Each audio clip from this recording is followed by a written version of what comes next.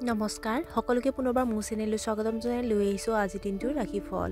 আজি হৈছে 18 নৱেম্বৰ 2024 অসমীয়াৰ 2 আঘোণ সোমবাৰ। আজি সূৰ্যোদয় সময় পুৱা 5:33 আৰু সূৰ্যাস্তৰ সময় 4:18। আজি হৈছে তৃতীয়া তিথি আৰু কৃষ্ণপক্ষ। আজিৰ দিনটোৰ প্ৰথম ৰাশি হ'ল মেঘ ৰাশি। কৰ্মক্ষেত্ৰত আপোনাৰ অৱদানৰ শলাগ লোৱা হ'ব। বৈবাহিক সম্পৰ্ক অধিক শক্তিশালী হৈ উঠিব। আপোনাৰ অহংকাৰী আচৰণৰ বাবে আপোনাৰ আত্মীয়ই আপোনাৰ ওপৰত খং উঠিব পাৰে।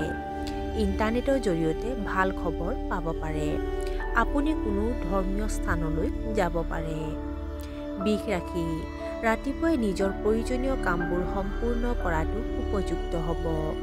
আজি আপুনি ৰাতিপুৱাৰ পৰা বহুত সুখী হ'ব। তৰ্ক বিতৰ্ক এৰাই চলিব লাগে। দুপৰীয়াৰ পিছত আপোনাৰ কামৰ বোজা বাঢ়িব। আপুনি আপোনাৰ অধিকাৰ শক্তিশালীভাৱে ব্যৱহাৰ কৰিব। উচ্চ পদবীত থকা মানুহৰ পৰা অৱহেলিতৰ সন্মুখীন হ'ব পাৰে। মিথুন ৰাশি। আৰ্থিক অৱস্থাক লৈ কিছু অসন্তুষ্টিও হ'ব পাৰে। আপোনজনৰ আচৰণে আপোনাক বিচলিত কৰিব। সন্ধিয়া পূজা ইত্যাদিৰ প্ৰতি যথেষ্ট আগ্ৰহী হ'ব। ঋতুভিত্তিক ৰোগৰ চিকাৰ হ'ব পাৰে। ভুলবোৰ শুধৰাবলৈ চেষ্টা কৰক। পুৰণি ঋণ পৰিশোধ কৰিবলৈ হেঁচা পৰিব পাৰে। কৰ্কট ৰাশি। কৰ্মক্ষেত্ৰত আৰ্থিক লাভ হ'ব। সহকৰ্মীসকলৰ আচৰণক লৈ আপুনি হয়তো অলপ চিন্তিত হৈ পৰিছে।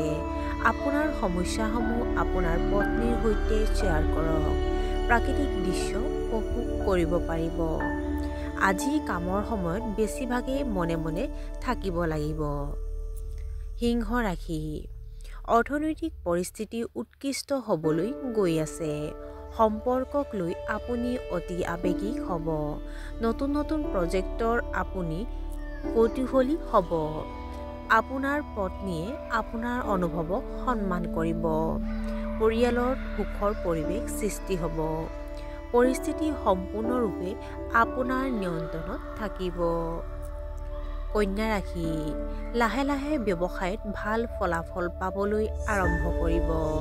ছাত্ৰ-ছাত্ৰীসকলে পঢ়া-শুনাত মনোনিৱেশ কৰি থাকিব।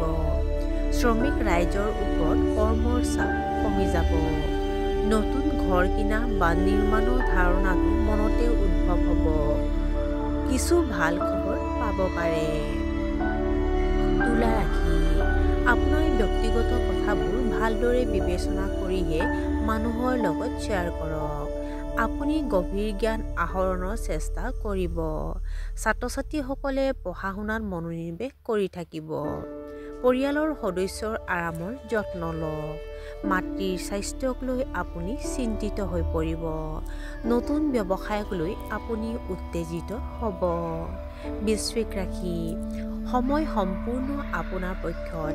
আপুনি নিজৰ আত্মসন্মানৰ বাবে চিন্তাত পৰিব। যদি আপুনি কিবা কামৰ বাবে প্ৰতিশ্ৰুতি লৈছে তেন্তে নিশ্চিতভাৱে সম্পূৰ্ণ কৰিব। ব্যৱসায়ত ডাঙৰ বিনিয়োগ কৰাৰ পৰা বিৰত থাকক। পত্নীৰ সৈতে ভাল সম্পৰ্ক বজাই ৰাখক। খৰচ বৃদ্ধিৰ বাবে আপোনাৰ মনটো অসন্তুষ্ট হৈ থাকিব। ধনু ৰাশি। আজি আবদ্ধ হৈ থকা ধনখিনি উদ্ধাৰ কৰিব পৰা যাব। ঘৰৰ আৱশ্যকতা আপোনালোকে চম্ভালিব। সম্পৰ্কক লৈ অলপ সংবেদনশীল হ'ব পাৰে। আপোনাৰ পত্নীয়ে আপোনাৰ মনোবল বৃদ্ধি কৰিব, যাৰ বাবে পাৰস্পৰিক সম্পৰ্কত মধুৰতা বৃদ্ধি পাব। মকৰ ৰাশি। নিজৰ কামত বহুত গুৰুত্ব দিব লাগিব। প্ৰেমিকক কোনো প্ৰতিশ্ৰুতি দিয়াটো উপযুক্ত নহয়। কৰ্মক্ষেত্ৰৰ ৰাজনীতি হ'ব পাৰে। ঘৰত হঠাৎ আলহী আহিব পাৰে। তিক্ত শব্দ ব্যৱহাৰ নকৰিব। নিৰামিষ খাদ্য তালিকাত অন্তৰ্ভুক্ত নকৰিব। কুম্ভ ৰাশি। ঘৰত সুখৰ পৰিৱেশ গঢ়ি উঠিব। ঘনিষ্ঠ আত্মীয়ৰ ঘৰত কিবা এটা অনুষ্ঠান হ'ব পাৰে। এই সময়ত আপুনি আপোনাৰ প্ৰতিভা সম্পূৰ্ণৰূপে ব্যৱহাৰ কৰিবলৈ সক্ষম হোৱা নাই। প্ৰেমৰ সম্পৰ্কত সন্দেহৰ বীজ বাঢ়িব নিদিব। আপোনাৰ পৰামৰ্শৰ দ্বাৰা মানুহ বহুত উপকৃত হ'ব। আৰু আজিৰ দিনটোৰ শেষৰ ৰাশিটো হ'ল মীন ৰাশি। আপোনাৰ কামৰ মানদণ্ড বৃদ্ধি পাব, বিলাসিতা উপভোগ কৰিব।